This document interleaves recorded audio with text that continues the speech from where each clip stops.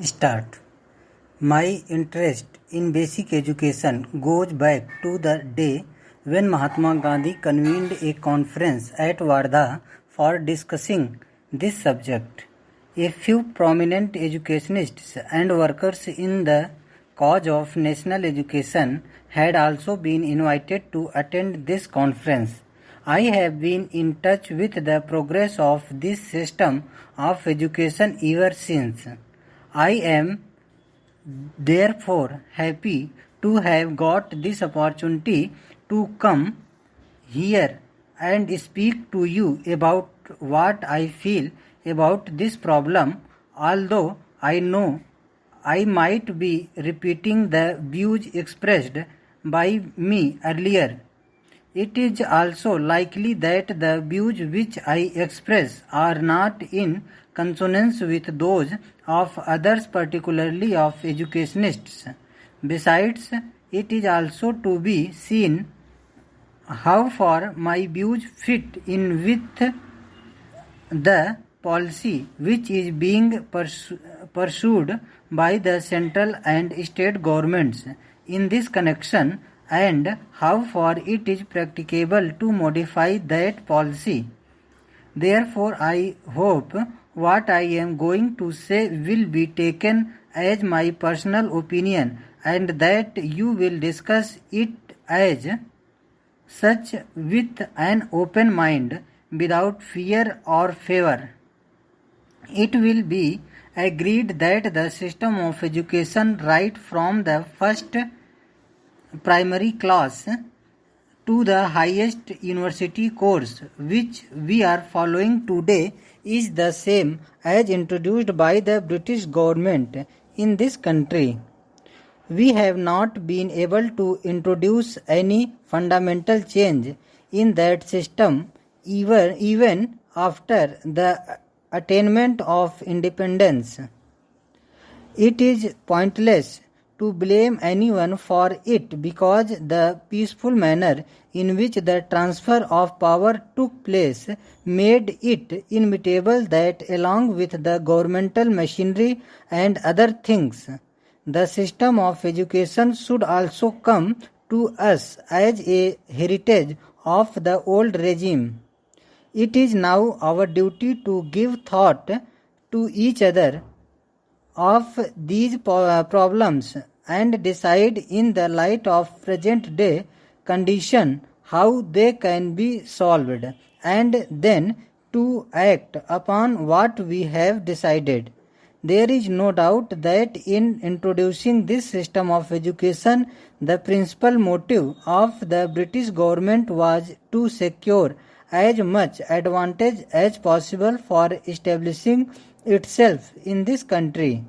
The Britishers also thought that as compared to their own culture and literature, there was nothing much in Indian culture and literature which might be said to be worth preserving. There is no doubt in course of time their views underwent some change. The progress of science in Europe meanwhile confirmed them in their view that scientific education could be imparted only through the medium of English. Consequently, partly for the sake of administrative convenience and partly to propagate their own language and culture, they stick to their own system of education which they introduced in this country. There is no doubt that the education system by our earlier government was based on this very system. Those people knew title of Indian literature or culture and hardly felt drawn towards it, although a few Indian scholars who were inspired by English education did study Indian literature and wrote a good deal in praise of it. Thus, we find two schools of thought in this country. The followers of one school believe that our own language alone can be the medium of education, and until this is done, education is bound to remain confined to a small section of society and will never spread among the masses. The other school of thought thinks that in this scientific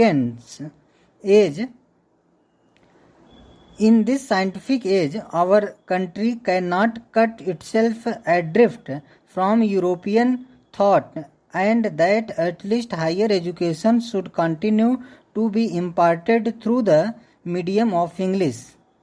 If that is not done, they argue, we shall fall to pull over weight and lag behind other nations in the race for material progress. These views, as a matter of fact, apply not only to the medium of instruction but actually to the whole system of education.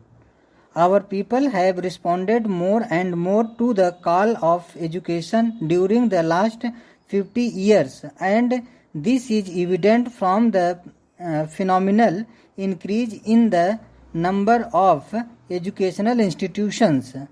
In 1912, when Burma and Pakistan was also part of India, there were 168 universities and colleges in India as compared with 537 in 1948-49. Though Burma and Pakistan had separated, leaving India smaller in area and population. It is clear from the figures that there is a widespread demand for educational facilities. This demand is no longer confined to towns alone, but is evident among people of the rural areas also.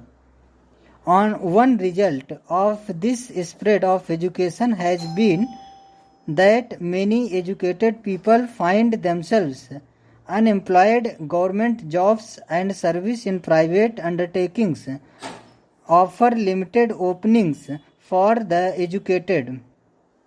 Only a small fraction of successful scholars can be absorbed in them.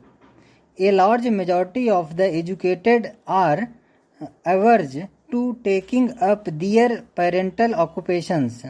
As a result of their education, they have lost the capacity to take up those occupations, and they are not equipped to follow any other either.